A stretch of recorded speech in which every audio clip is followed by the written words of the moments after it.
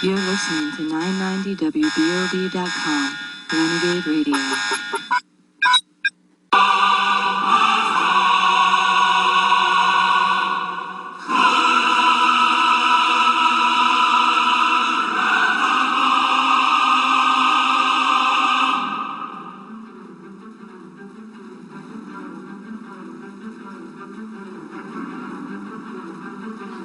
Darth Maul should have been so much more badass. I'm just going to say that, all right? I've probably been sitting on that for 20 years. But seriously, you wait all that time to get another badass, and you kill him right away?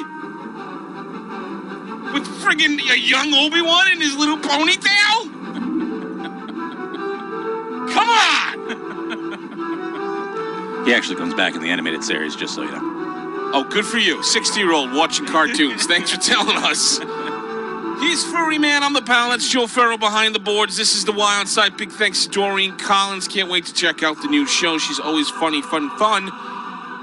Still to come tonight, we will have some news headlines for you. On the line now, Mike and Chris, the two doomed men, who will be back with us live Thursday, May 13th at 8 p.m., and you can catch them out on Linktree to catch all their cool links to Doomed Men. Guys, how are you? You know, I always do that. I say, guys, how are you? And there's two guys, and neither one of them says anything. Let's try this again. Mike, how are you tonight? Can you hear us? All right, we're going to let Joe Ferrell get to work on that connection there and see what's going on. Maybe he can call AT&T and see. Oh, what do we got there? We got far and away a little bit, guys. How we doing? Not too bad. All right, there you are, guys. May the 4th be with both of you. And with you as well. You guys are both Star Wars guys, I'm assuming? Yes, huge fan. When we heard the intro music, I was doing the lightsaber duel here with Chris. Oh, that did not come out the way you wanted it to. Came out exactly the way I wanted it. Yeah. We might have to edit that in post. All right, let's hop right into it, guys. Our Buttonwoods Brewery 4-pack with the two doomed men. Guys, we've been talking vaccine most of the night, and you guys were on a show. I think you were part of that show that we did the vaccine special, and we polled everybody, and I believe one, and I don't remember which one of you was on the fence, and the other one was a hard no. I think we revisited that a couple of weeks later. It was more of leaning towards that. Hard on the fence was leaning towards a no.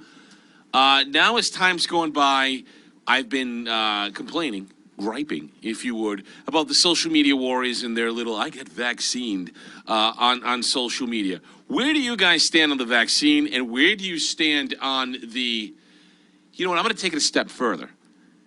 You guys are Yankees fans. You listen to the game.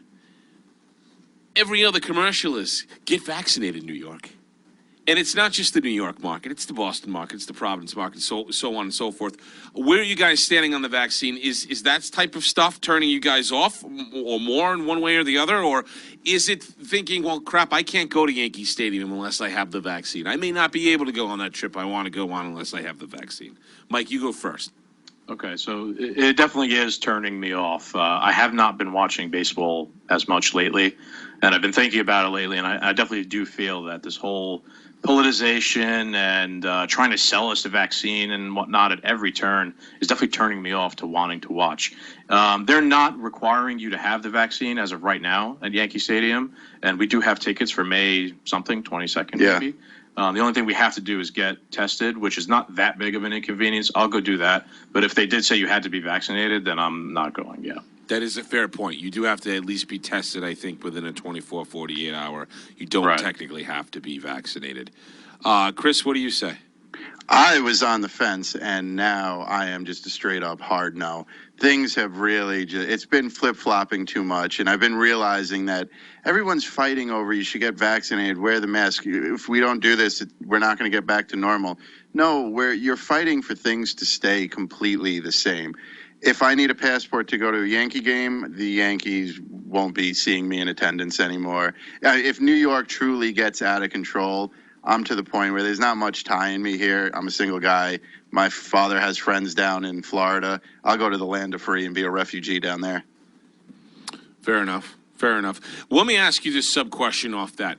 If Trump was still president, would you feel differently about the vaccine? It'd be interesting because then the media would probably hate the vaccine.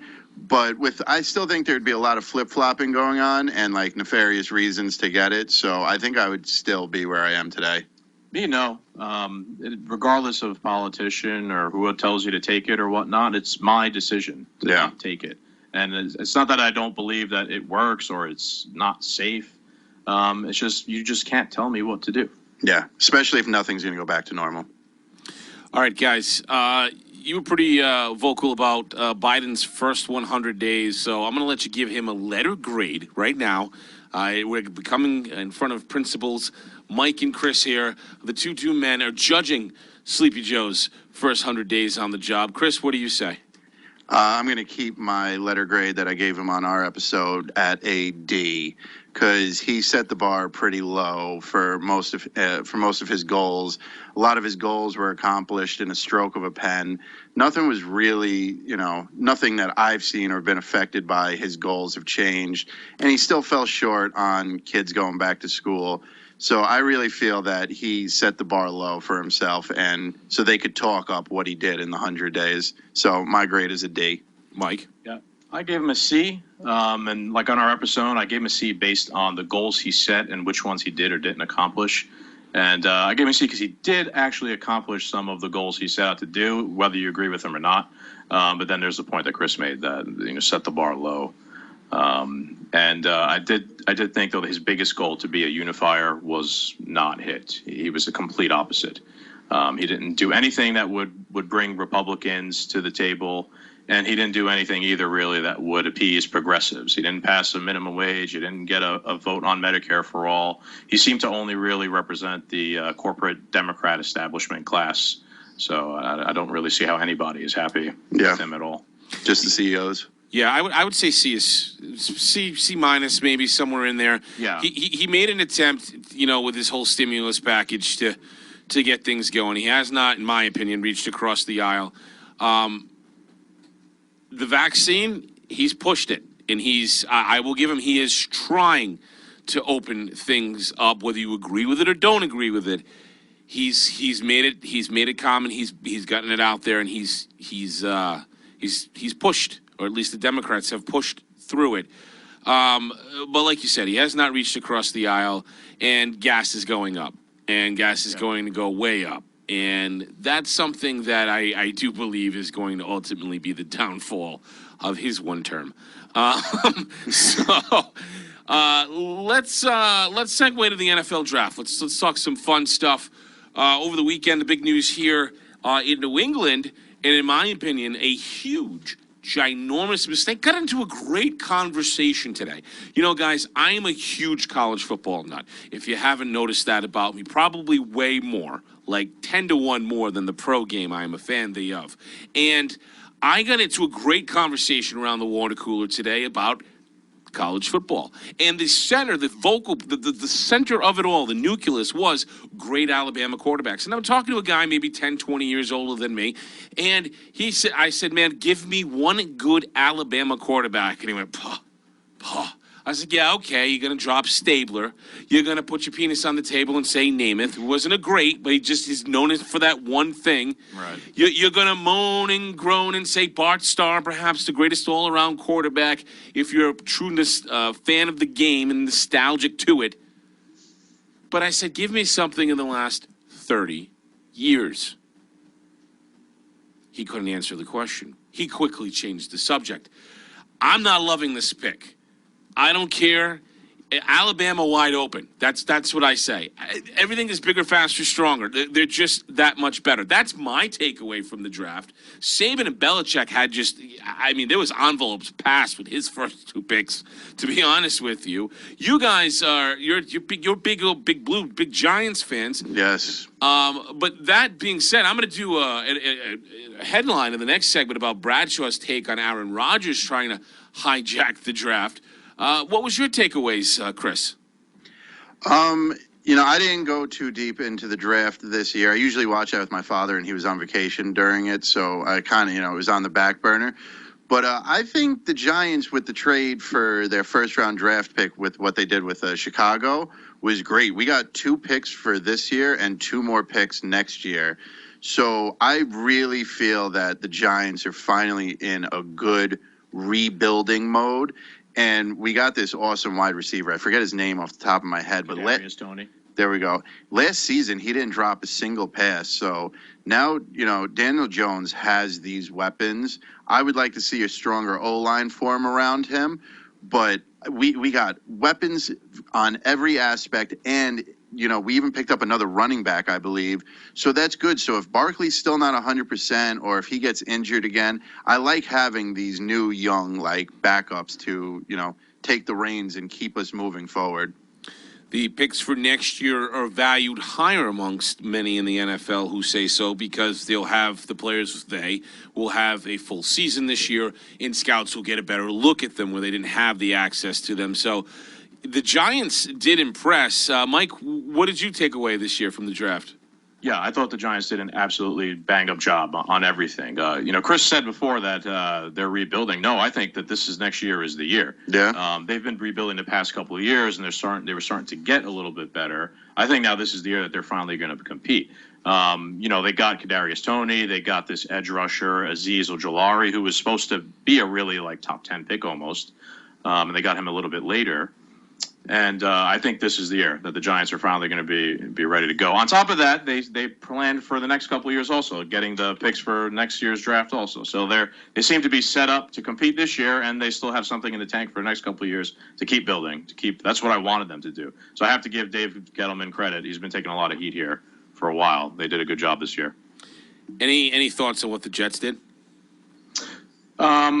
I was looking at the Jets, and I was looking at an article on ESPN, and they were giving them very good scores on this, the highest. They were saying some of the highest draft scores since the 2008 Miami Dolphins, saying that they drafted 3 players with the grade of 90 or above. I didn't look that deep into it, but it sounds like they did really good, which is surprising because the Jets always screw everything up. Yeah, I hope the Jets don't destroy this kid Zach Wilson's career. Just chew him up and spit him out.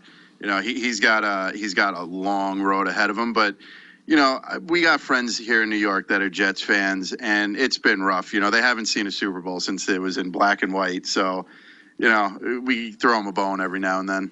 Yeah, my dad's a Jets fan, and he always says the Jets are famous for getting good players, and then as soon as they start ruining getting them, good, they get rid of them. So we'll see. This is true. Gentlemen, the Yankees are on a winning streak. You guys are coming to be live here on 990 WBOB Thursday, March 13th at 8 o'clock. Any sneak peek for the listeners, what they're going to be listening to? May 13th. May 13th. Yeah, what did I say, March? No, not yet, because, we usually see what unfolds politically before we start putting together our shows. But we'll have something strong for you. Don't worry about that. Oh, we don't worry. We're looking forward to it. All right, guys, tell the world where they can find you on the interwebs. Well, you can find us everywhere Donald Trump is banned from. Facebook, Instagram, Twitter is @2DoMen. Our Instagram has our link tree. Our Instagram account is @2DoMen_podcast. And check us out and subscribe to our YouTube page @2DoMen. Guys, always a pleasure. Looking forward to the show next week. Stay tuned for more 990 WBOB's Wild Side. They are the 2 Doom Men. He's Furry Man. I'm the Pal. We'll be back with more.